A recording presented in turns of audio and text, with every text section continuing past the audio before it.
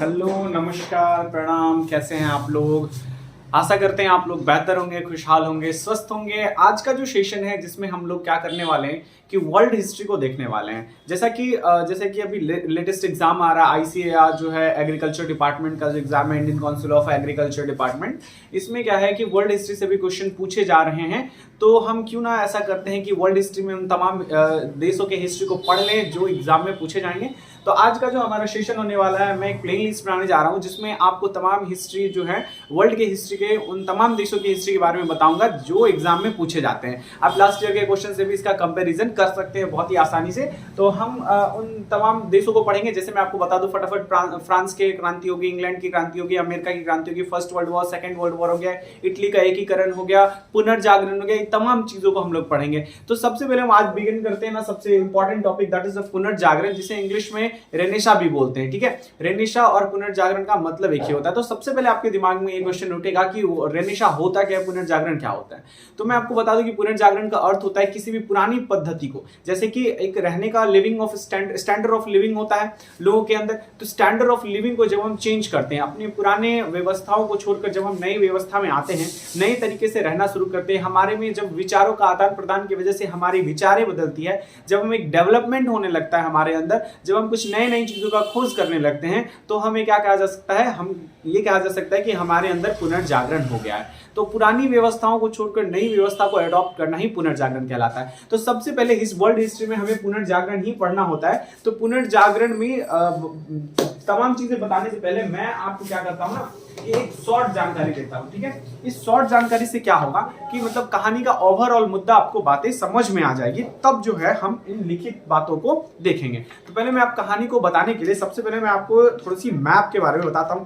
देखिए, जैसा कि हम सब जानते हैं ये हमारा कैसा मैप है, ये हमारा वर्ल्ड मैप है। आप सबको विजिबल हो रहा होगा, ये हमारा वर्ल्ड मैप है। इसमें आप देख पा रहे हैं कि ये हमारा इंडिया है और ये ऊपर की जो है ना, ये यूरोप की देश है, जिसमें इटली और तुर्की को मेनली हमको ध्यान रखना है। तो होप आप इंडिया के देख रहे हैं। अब हम इंडिया के एस्पेक्ट से आप देख लिए, क्योंकि हमें हर चीजें इंडिया के एस्पेक्ट से देखने क्या होता है कि याद होता है, हमें पता चलता है कि किधर क्या हो रहा है। तो यूरोप आपको दिख गया होगा कि ये वाला जो एरिया है हमारा, ये ऊपर वाला, ये क्या, ये यूरोप है और ये हमारा इंडिया है। ये एशिया वाला पार्ट हो गया, ये यूरोप वाला पार्ट हो गया, ये अफ्रीका वाला पार्ट हो गया। तो हमें मेनली यूरोप में देखना है क्योंकि पुनर्जागरण यूरोप से प्रारंभ हुआ था। तो अब हम चलते हैं कि यूरोप की मैप की तरफ चले आते हैं। देखिए, अब आपको होपफुली ये यूरोप का मैप क्लियरली दिख रहा होगा। ये आप देख सकते हैं यूरोप है। इस यूरोप में मेनली हमको दो जगह जो है सबसे इंपॉर्टेंट अभी ध्यान में रखने हैं। तो पहला जो है ये तुर्की है और दूसरा जो है ये इटली, ये याद रखना है। और ये सारे के सारे कैसे हो गए, यूरोप के देश हो गए, जिसमें जर्मनी हो गया, आप देख सकते हैं फ्रांस हो गया, यहाँ पे इंग्लैंड वगैरह हो गया, यूनाइटेड किंगडम वगैरह हो गया, पोलैंड वगैरह हो गया, यूक्रेन हो गया। ये सब आप देख सकते हैं, बहुत ही इजीली विजुअल हो रहा होगा आपको,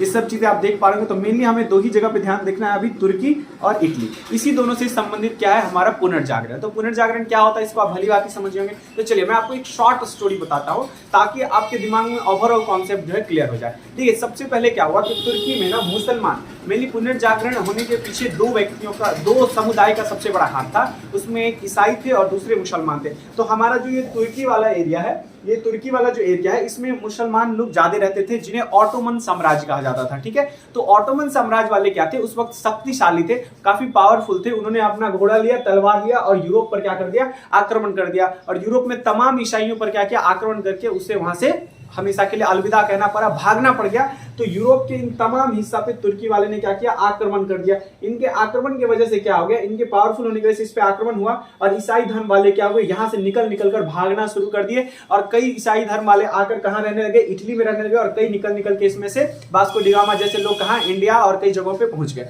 हालांकि उसका एक और परिप्रेक्ष्य देखा जाता है, जैसे कि मैं आपको आगे बताऊंगा, जब वर्ल्ड हिस्ट्री पढ़ाएंगे तो आगे बताएंगे क्यों वास्को डी गामा हमारे यहाँ आया। वो औद्योगिक क्रांति की वजह से भी आया था। तो मेनली पहले हम देख लेते हैं ये कि क्या है, तुर्की इन यूरोप पे तमाम देशों पे धीरे धीरे आक्रमण करने लगा, जिससे इन लोगों को भागने का जगह नहीं मिला। तो ये लोग अपने एक व्यापारिक केंद्र इटली में आ पहुंचे। इटली में क्या करे, सारे के सारे ईसाई धर्म वाले आए।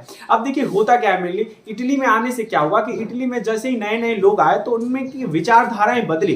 वहां पे नए नए विचार आने की वजह से लोगों में विचारधाराएं बदली। लोग धर्म की कट्टरता को छोड़कर, लोग जैसे कि होता है ना, हमारे समाज में भी हम लोग धर्म को ज्यादा आगे रखते हैं। तो इन सब चीजों को छोड़कर क्या हो गया, लोग जो है अपनी शिक्षा में, विज्ञान में, कला में, इन सब चीजों में रुचि ज्यादा लेने लगे, अपने आप को डेवलप करने लगे। वो इंतजार कर रहे थे कि जब उनके अंदर पुनर्जागरण हो जाएगा, एजुकेशन हो जाएगा, जब उनके पास पावर हो जाएगा तो क्या करेंगे, वो अपनी जो उनका जो राज्य है उसको वापस लेंगे। तो सबसे पहले क्रांति कहां शुरू हुई? यूरोप में। जिस तरह से अभी हम देखते हैं कि चाइना हमारे 30% अक्साई चीन जम्मू कश्मीर को कवर करके रखा हुआ है, लेकिन हमारे पास सब कुछ होते हुए भी पावर नहीं है अभी चाइना से लड़ने के लिए। हमारे पास और भी चीजों की भी जरूरत है ताकि हम चाइना को क्या करें, आसानी से काउंटर कर सके। क्या हम अपना 30% जम्मू कश्मीर का अक्साई चीन छोड़ सकते हैं? नहीं ना छोड़ सकते हैं। या फिर हमारा पीओके लेकर रखा है पाकिस्तान, छोड़ सकते हैं? नहीं छोड़ सकते। बस वेट करते रहिए, देखिए बहुत जल्दी वो हमारा हो जाएगा। तो क्या होता है कि पावर गेन करने में समय लगता है। तो क्या हुआ कि तुर्की ने क्या किया, यूरोप में सारे देशों पे लगभग आक्रमण करके पूरा यूरोप पे अधिकार किसका हो गया था? तो तुर्की वालों का हो गया। और जो ईसाई धर्म वाले थे वो कहां? इटली में आकर रहने लगे। तो इटली में वहां पे क्या होने लगा, लोगों का क्या होने लगा कि बहुत ज्यादा विचार का आदान प्रदान हुआ, कई सारे नए नए विचार आए, लोगों में सोचने की शक्ति, लोगों में शिक्षा शक्ति बढ़ने लगी। लोगों ने क्या किया, जो ये ईसाई धर्म वाले थे उनकी राजधानी जो थी वेजेंटाइना समाज की राजधानी कुस्तुनतुनिया थी, उन्हें छोड़कर इटली जाना पड़ गया। और ऑटोमन साम्राज्य वाले क्या कर रहे थे, पूरी तरह से उस पर आक्रमण करके अपना अधिकार कर दिए। लेकिन ईसाई लोग इतना शांति से नहीं बैठे, वो अपने आप को तैयार किए, उनके अंदर पुनर्जागरण हुआ, धार्मिक सुधार हुआ, शिक्षा में सुधार हुआ, शिक्षा में डेवलपमेंट आई, कई सारे नए नए खोज हुए, भूगोल उनका अच्छा हुआ, सुदृढ़ हो गया, औद्योगिक क्रांति आने लगी उनके यहाँ, वो वेल डेवलप्ड होने लगे, वेल एडुकेटेड होने लगे, उन पे धर्म हावी नहीं हुआ। इस तरह की कई सारी चीजें बदलाव हुई जो पुनर्जागरण के नाम से जाना जाता है। फिर उन्होंने कई साल, लगभग 200 साल तक उन्होंने अपने आप को पुनर्जागरण में रखा। और जैसे ही पुनर्जागरण हुआ, इटली में ही ईसाइयों ने निकला और इन्हें जो है मार वार के क्या किए, वापस कर दिए। क्यों मार के वापस कर दिए? क्योंकि इनमें पुनर्जागरण हो चुका था, ये मशीन गन खोज चुके हुए थे, तोप की आविष्कार कर चुके थे कि भाई कैसे काउंटर करना है। और ये लोग अभी तक घोड़ा पे तलवार लेकर ही घूम रहे थे मुस्लिम लोग। तो क्या हो गया, ऑटोमन साम्राज्य वाले लोग, तो क्या हो गया, जैसे इनमें डेवलपमेंट हुआ, ये वापस अपने सारे तमाम एरिया को क्या किए, काउंटर किए और इन तुर्की वालों को मार कर यहां से भगाए ऑटोमन साम्राज्य को। और इन्हीं के देश तुर्की में बैठकर क्या किए, एक नियम बना दिए कि कोई भी मुसलमान व्यक्ति जो है टोपी नहीं पहनेगा और कोई भी मुसलमान की जो महिलाएं हैं वो बुर्का नहीं पहनेगी। ये कितना अजीब बात है ना। अब्राहम लिंकन सही कहते थे। अब्राहम लिंकन का कहना था कि अगर किसी पेड़ को काटने में 5 दिन लगता है ना, तो आप 4 दिन अपने हथियार में क्या करिए, शार्पनेस बनाइए, 4 दिन हथियार में पूरी धार लगाइए और एक ही दिन काफी हो जाएगा उस पेड़ को काटने में। और इसका जीता जागता एग्जाम्पल आप इस पुनर्जागरण से समझ सकते हैं कि उन्होंने क्या किया, 200 सालों तक इंतजार किया और 200 सालों में इतना ज्यादा डेवलपमेंट ले आया अपने अंदर, इतना ज्यादा पुनर्जागरण उनके अंदर देखने को मिला कि ये तमाम एरिया को कवर करने वाले तुर्की को उसी के राज्य तुर्की में घुसकर और उसी के विरुद्ध नियम बनाकर दिखा दिए। तो इतनी बात जो है ये पुनर्जागरण से संबंधित है। तो ओवरऑल कहानी तो आप समझ गए। चलिए अब आते हैं हम लोग मेनली किस पे, इस पे आते हैं कि क्या हमें लिखित रूप से समझना है और क्या ये इंपॉर्टेंट होता है लिखित रूप से समझने के लिए। तो सबसे पहले हम देखते हैं कुस्तुनतुनिया पे हुआ क्यों ये पुनर्जागरण। तो अगर हम रीजन नहीं कह सकते, ऐसा कह सकते हैं कि हाँ, पुनर्जागरण के पीछे एक लॉजिकल रीजन क्या हो सकता है कि कुस्तुनतुनिया पर क्या हो गया, तुर्की का अधिकार हो गया। वैसे देखिए, एजुकेशन जो होता है ना बहुत पावरफुल होता है। हमारे यहाँ एजुकेशन का कमी ही क्या है ना कि हिंदू मुस्लिम करवा देता है। आप देखिए कि हिंदू मुस्लिम करवा देने के लिए सबसे लॉजिकल रीजन अगर कोई होता है तो वो क्या होता है, उसका सबसे लॉजिकल रीजन होता है कि आदमी के पास एजुकेशन की कमी है। जिसके पास एजुकेशन है, जहां पुनर्जागरण हो चुका है, वहां के लोगों के पास इतना समय ही नहीं है कि वो इन छोटी छोटी बातों को लेकर, धर्म को लेकर बैठे रहेंगे। आप देखिए कि हमारा जो सबसे व्यापारिक केंद्र का सबसे प्रमुख स्थल होता है, आप मुंबई में देखिए, दिल्ली में देखिए, यहां सब पे क्या होता है, क्या कभी ऐसे देखें कि हिंदू मुस्लिम को लेकर विवाद हो रहा है? या आप वहां जाएंगे तो ऐसा आपको दिखेगा भी नहीं कि लोग एक दूसरे से बहस कर रहे हैं हिंदू मुसलमान को लेकर। ये सब मेनली गांव में होता है, आपको देखने को मिलेगा। ये सब फालतू जगहों पे ही होता है जहां एजुकेशन एकदम नहीं है। तो यहाँ पे क्या हुआ कि यहाँ पे मेनली हमें क्या किस बात को समझना है सबसे पहले कि कुस्तुनतुनिया पे क्या हुआ, तुर्की का अधिकार हो गया। यही मेन रीजन क्रिएट होता है। सबसे पहले वेजेंटाइना समाज की राजधानी थी क्या, कुस्तुनतुनिया थी। इस पे क्या हुआ, ये ईसाइयों का प्रमुख केंद्र हुआ करता था, जिस पे किसने अधिकार कर लिया, ऑटोमन साम्राज्य, यानी कि मुस्लिम राष्ट्र के जो मुस्लिम राष्ट्र वहां बहुल्य थे, मतलब बहुत ज्यादा मुस्लिम राष्ट्र थे वहां पे, तो ऑटोमन साम्राज्य वाले थे, वो क्या कर लिया, अधिकार कर लिए। आज भी यही उन लोगों को लगता है, ईसाइयों को लगता है कि हम ऑटोमन साम्राज्य है, तलवार लेके घोड़ा लेके लड़ने चले जाएंगे। अरे भाई साहब, अपना एजुकेशन ठीक करिए सबसे पहले, ठीक है।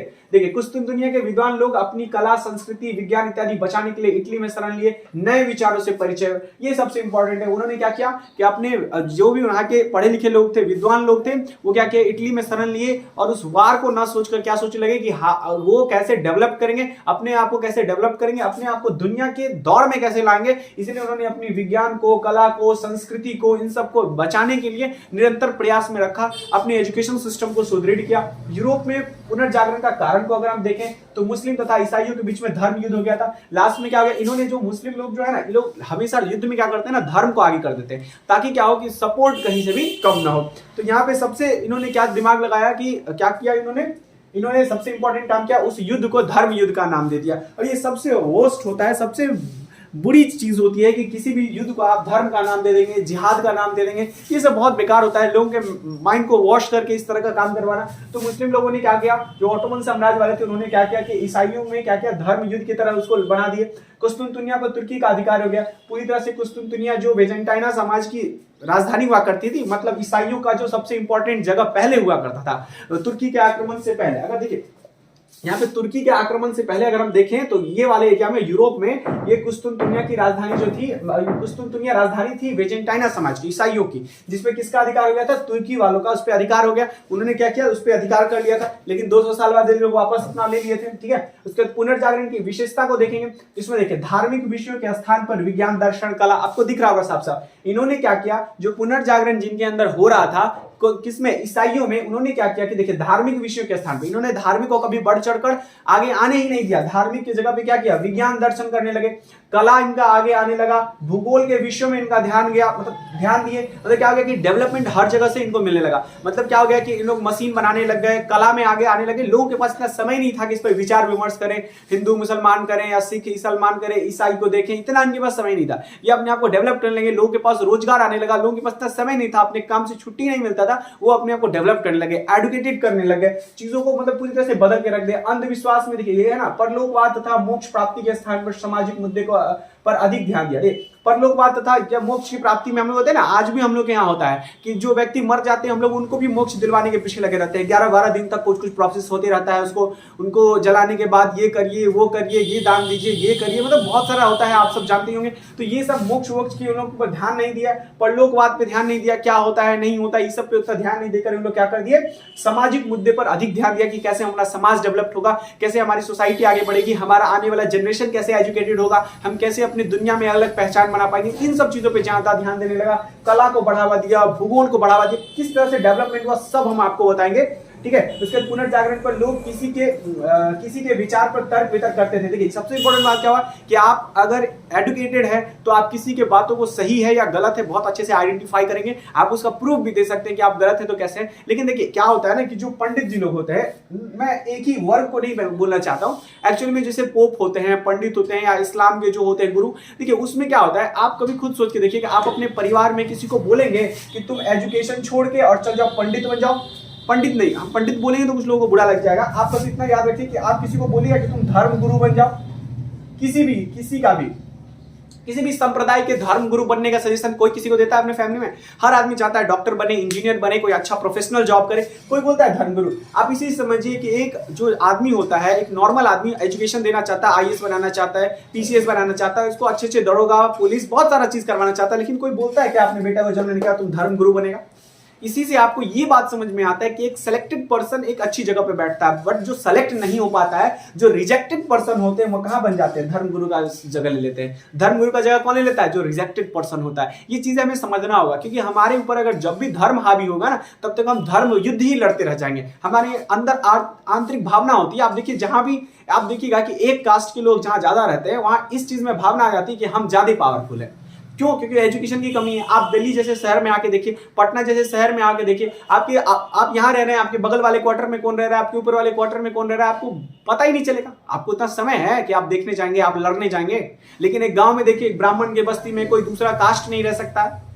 इस तरह की चीजें हैं ना, तो जब तक हम लोग इस तरह की चीजों को भूलेंगे नहीं, तब तक हमारे अंदर पुनर्जागरण नहीं हुआ। लेकिन दिल्ली में जाके देखिए, दिल्ली में पुनर्जागरण का मेन उद्देश्य क्या है कि तमाम जगहों से लोग आते हैं। देखिए दक्षिण भारत से आएंगे, जम्मू कश्मीर से आ जाएगा, इधर नागालैंड से लोग आ जाएंगे, तो तमाम जगह के कुछ फॉरेनर आते हैं। वहां के तमाम लोगों के आने जाने से क्या होता है, विचार बदलते हैं। वहां के लोगों के पास इतना समय नहीं है। वहां के लोगों के पास आप जाइएगा ना, वो आप पे 100 रुपए खर्च कर देंगे, लेकिन अपना समय नहीं देंगे, क्योंकि टाइम उनके लिए इंपॉर्टेंट है। उनको पता है कि टाइम की कीमत क्या है। वो अपना समय नहीं देना चाहते। क्यों? क्योंकि उनके अंदर पुनर्जागरण हो गया, उनके पास इतना समय नहीं है कि वाद विवाद करें। वो क्या करते हैं, एजुकेशन के पीछे ज्यादा ध्यान देते हैं, अपनी डेवलपमेंट, अपने ग्रोथ के ऊपर देखते हैं, ज्यादा ध्यान देते हैं। तो ये चीज काफी इंपॉर्टेंट हो जाता है, और यही देखने को मिला ईसाई धर्म में, जो कुस्तुनतुनिया वेजेंटाइना समाज के लोग थे वहां उनमें देखने को मिला।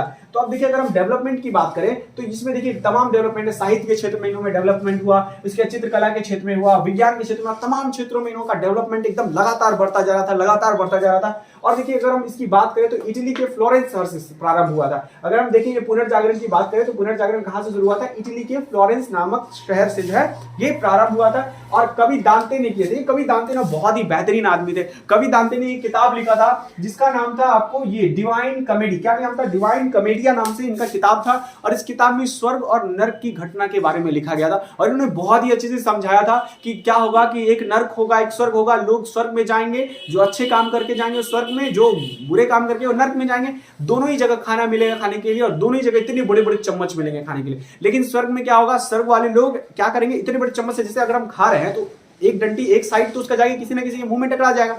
तो स्वर्ग वाले लोग क्या करेंगे? उस खाना के एकदम स्पून के सबसे लास्ट में पकड़ेंगे, ऐसे खाना उठा के अपने सामने वाले को खिलाएंगे और जो सामने बैठा हुआ है वो उनके प्लेट से उठा के उनके मुंह में खिलाएगा। तो स्वर्ग में इस तरह की व्यवस्था बनी रहेगी। लेकिन नर्क की बात करेंगे तो नर्क में क्या होगा? आदमी खुद के लिए सोचेगा कि हमको कैसे करना है। वो अपने चम्मच से ऐसे नजदीक से उठा के खाएगा और चम्मच का दूसरा साइड किसी के मुंह में टकरा जाएगा, किसी का मुंह टूट जाएगा, किसी का नाक टूट जाएगा और सामने वाला गुस्सा होकर उसको मारने लगेगा। पता चला लोग वहां पे ठीक से रह नहीं पाएंगे, एक दूसरे से लड़ने झगड़ने लगेंगे। तो यही डिफरेंस स्वर्ग और नर्क में होगा। ऐसा किसने बताया? तो दांते साहब ने बताया और इन्होंने ही प्रारंभ किया, पुनर्जागरण की विचारधारा को प्रारंभ कर दिया। इसके अलावा कई साहित्यकार ऐसे थे जिन्होंने अपनी किताब के माध्यम से अपने विचारों को रखा, लोगों के सामने विचार को लाया। जिसमें दूसरे नंबर पे आते हैं पेट्रॉक नामक व्यक्ति थे जिसने कैविलियर टेलर्स लिखा है। कैविलियर का अर्थ क्या होता है ये मैं आपको इंग्लैंड की क्रांति यानी कि नेक्स्ट लेक्चर में बताऊंगा कि क्या होता है ये। पेट्रॉक नामक व्यक्ति ने क्या किया?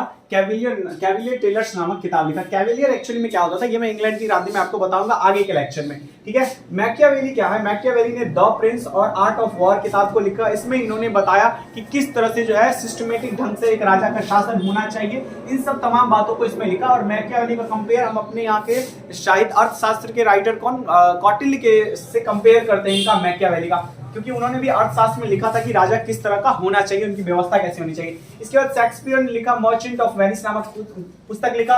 बुकेशियर की बात करें तो डेकामेरन नामक पुस्तक लिखा। इन्होंने तमाम लोगों ने लोगों की विचारधारा को बदलने में अपने विचार को रखा और लोगों के अंदर पुनर्जागरण की भावना जागृत हुई। इसके साथ अगर हम चित्रकला की बात करें तो राफेल नामक व्यक्ति ने मेडोना नामक क्या किया? चित्रकला किया। चित्रकला क्या? देखिए चित्रकला में भी डेवलपमेंट होने लगा, पेंटिंग में भी लोग इंटरेस्ट लेने लगे। यहाँ से लोगों को अपने विचार को रखने का बहुत ही अच्छा अवसर मिला और लोगों को एक तरह से रोजगार मिला, लोग आगे बढ़ रहे थे इस तरह से लियोनार्डो दा विंची के बारे में आप सब जानते हैं। इन्होंने मोनालिसा पेंटिंग मोनालिसा पेंटिंग बनाया। द लास्ट सपर पेंटिंग बनाया जिसमें ईसाई धर्म के जो गुरु हैं उनको लास्ट टाइम भोजन करते हुए लोगों के साथ दिखाया गया। इस तरह की चीजें जो है लोगों के अंदर आने लगी। उसके बाद विज्ञान क्षेत्र की बात करें तो विज्ञान में टॉलमी ने सूर्य पृथ्वी का चक्कर लगाते हैं सबसे पहले बताया। हालांकि ये कॉन्सेप्ट जो है गलत हो गया। आप सब जानते हैं कि सूर्य चक्कर नहीं लगाता है बल्कि पृथ्वी लगाता है। इसको सिद्ध किसने किया? कोपरनिकस नामक व्यक्ति ने बताया कि एक्चुअली में सूर्य कांस्टेंट है और पृथ्वी चक्कर लगाती है। इसके बाद हमारे गैलीलियो साहब आए, इन्होंने बताया कि देखो, उन्होंने क्या किया? दूरबीन बनाया जिससे हम क्या कर सकते हैं, बहुत ही आसान से उन तमाम चीजों को देख पाए जो ब्रह्मांड में हो रहा था। उसके बाद मार्को पोलो नामक व्यक्ति ने आया जिसने कंपास की खोज कर दी। न्यूटन को आप सब जानते हैं जिसने गुरुत्वाकर्षण के नियम को दिया। तो आप देख सकते हैं किस तरह से विज्ञान में डेवलपमेंट हो रहा है, साहित्य में डेवलपमेंट हो रहा है और तमाम जो हम देखेंगे चित्रकला में डेवलपमेंट हो रहा है। तो लोग अपने विचार किस तरह से एक्सचेंज किए। वहां पे क्या हो गया कि इटली जो था एक औद्योगिक जगह था। इटली जहां पे सब लोग भागकर आ गए थे इटली में, तो वहां पे क्या हो गया? वो एक औद्योगिक जगह था जहां पे कई सारे लोग आते जाते थे, जिसकी वजह से वहां इस तरह के पुनर्जागरण जैसा डेवलपमेंट देखने को मिला। आगे देखिए धर्म सुधार की बात करें तो कहता है पुनर्जागरण के बाद धर्म सुधार आंदोलन प्रारंभ हो गया। पुनर्जागरण के बाद क्या प्रारंभ हो गया? धर्म सुधार आंदोलन हो गया। धर्म सुधार आंदोलन मतलब इसमें उनसे लड़ाई नहीं था, मतलब कहने का मतलब है कि ये ऑटोमन साम्राज्य से इनका कोई लड़ाई नहीं था। धर्म सुधार क्या होता है कि जब अपने ही धर्म में कुरीतियां आ जाती है, जैसे कि हर धर्म में कुरीतियां आ जाता है। हम अपने हिंदू धर्म की बात करें जिसको हम सनातन धर्म बोलते हैं, इसमें कई सारी कुरीतियां थी। राजा राम मोहन राय ने, दयाराम सरस्वती ने, फिर कई सारे थे, विवेकानंद ने आगे बढ़कर इसमें हिस्सा लिया और अपने यहाँ आजादी से पहले क्या किया? राष्ट्र प्रेम की भावना लाए और कई सारी कुरीतियां को खत्म किया। सती प्रथा, बाल विवाह, विधवा विवाह, इन सब तमाम चीजों को क्या धीरे धीरे करके चेंज करके लाया। लोगों के अंदर विचारधाराएं बढ़ी कि राष्ट्र क्या होता है, देश क्या होता है, देश प्रेम क्या होता है। इन सब चीजों से हमारे देश में क्या हुआ? एक डेवलपमेंट आई, तब हम आजादी को समझे और अपने देश को आजाद किए। उसी तरह से इन लोगों में भी क्या हुआ? धर्म सुधार हुआ। इनके अंदर जो भी कुरीतियां थी उनको ये लोग क्या करने लगे? ठीक करने की कोशिश करने लगे। जैसे देखिए हमारे धर्म की कुरीतियों को देख के ही जैन धर्म और बौद्ध धर्म आया था। तो बौद्ध धर्म भी धीरे धीरे क्या हो गया? इसी कुरीतियों का शिकार हो गया, है ना। वो भी बौद्ध धर्म भी आगे जाके टूट गया, जहां लोग नशा करने लगे, शादी करके रहने लगे, वज्रयान जिसे शायद बोलते हैं। तो इस तरह की क्या हुआ कि धर्म में क्या हो गया, उनके धर्म में कुरीति आ गया, मूर्ति पूजा वगैरह आ गई। तो इस तरह से क्या होता है कि हर धर्म में कुछ ना कुछ कुरीतियां आ जाती है। तो इन्होंने सबसे पहले क्या किया, धर्म सुधार आंदोलन प्रारंभ किया, जिसमें क्या किया इन्होंने, धर्म सुधार आंदोलन ईसाई धर्म में मौजूद बुराइयों के विरुद्ध था। एक आंदोलन था, है ना, मैंने आपको बताया क्या था ये, बुराइयों के विरुद्ध, कुरीतियां जो थी उनके अंदर, बुराइयां जो थी, जो गलत भावनाएं थी, उसको बदलने की कोशिश किया। मार्टिन लूथर किंग, ये सबसे इंपॉर्टेंट आदमी है, जर्मन के रहने वाले, इन्होंने सर्वप्रथम क्या किया, पोप का जो है ना, पोप मतलब होता था ईसाई धर्म के जो पंडित होते हैं ना, पंडित, हमारे यहाँ जो पंडित होते हैं उसी के बराबर होता है पोप वहां पे, ठीक है, प्रिस्ट जिसको हम बोलते हैं। तो यहाँ के जो पोप होते हैं, फादर जिसको हम लोग बोलते हैं, उनके विरुद्ध जो है आवाज उठाने का काम सबसे पहले कौन किया, तो ये मार्टिन लूथर किंग ने किया। इन्होंने कहा कि जैसे क्या होता है कि पोप कोई बात बोल देते थे तो लोग नहीं काटता, जैसे आज हमारे यहाँ होते हैं ना, पंडित लोग बोल देते हैं तो हम उनकी बातों को नहीं काटते, उनकी बातों को सराखों पे रखते कि ये कहे हैं, ऐसा कैसे नहीं होगा। उनके हिसाब से घर बनना, उनके हिसाब से पूजा करना, उनके हाथ से सारी व्यवस्था करना। हम ये नहीं देखते हमारी छुट्टी है कि नहीं है, उस दिन हमारा ऑफिस है, हमारा काम है, हमको पढ़ाना है या कुछ भी है। लोग क्या करते हैं, देखते हैं कि कौन सा दिन पंडित जी बोले हैं उसी दिन सब कुछ होता है। Getting my point. तो ये सब चीजें को लेकर विरुद्ध जो ये प्रोटेस्ट करने का काम शुरू किया। मार्टिन लूथर किंग ने कहा कि पोप आपकी हर बात सही होगी ऐसा जरूरी नहीं है, हम पहले उस पर मंथन करेंगे, विचार करेंगे कि आप कितना सही है कितना गलत है, अगर बातें सही लगती है तो ही हम मानेंगे, अन्यथा नहीं मानेंगे। तो इनके इतने सही प्रोटेस्ट के पीछे क्या हो गया, जितने भी एजुकेटेड लोग थे यूरोप के, वो सब मार्टिन लूथर किंग का सपोर्ट करने लगे और प्रोटेस्ट करने लगे। किसका प्रोटेस्ट करने लगे, वहां जो पहले से चल रहा था कैथोलिक, क्या चल रहा था, कैथोलिक, एक धर्म का नाम है कैथोलिक चल रहा था, उसके अगेंस्ट इन्होंने क्या करने लगा, प्रोटेस्ट करने लगे। सब लोग मिलकर प्रोटेस्ट करने लगे और प्रोटेस्ट करने की वजह से ही एक नया धर्म बन गया, प्रोटेस्ट से प्रोटेस्टेंट। प्रोटेस्टेंट नामक धर्म का क्या हो गया, उदय हो गया यूरोप में। आज भी सर्वाधिक मात्रा में मानने वाले लोग वहां प्रोटेस्टेंट हैं। क्लियर है।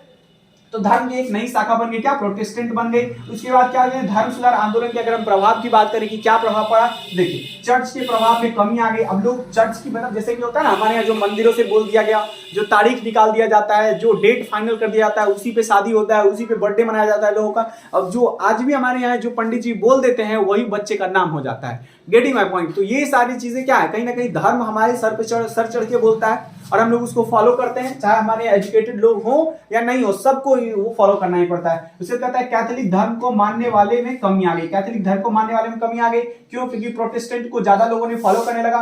पोप की शक्ति में कमी आ गई, जो सबसे इंपॉर्टेंट था पोप जो बोल देते थे होता है। हर धर्म में ऐसा ही होता है, ऐसा नहीं किसी धर्म में। राजा की शक्ति में वृद्धि आ गई, जो वहां का राजा था उसमें वृद्धि आ गई, उनकी शक्तियों में। प्रोटेस्टेंट धर्म का उदय हो गया। मैंने आपको बताया कि प्रोटेस्टेंट, प्रोटेस्ट करने वाले लोगों का एक नया धर्म बन गया जिसको प्रोटेस्टेंट धर्म कहा गया। तो इस तरह से आप तमाम पुनर्जागरण को समझ गए। तो ओवरऑल आप बातें को समझ गए होंगे।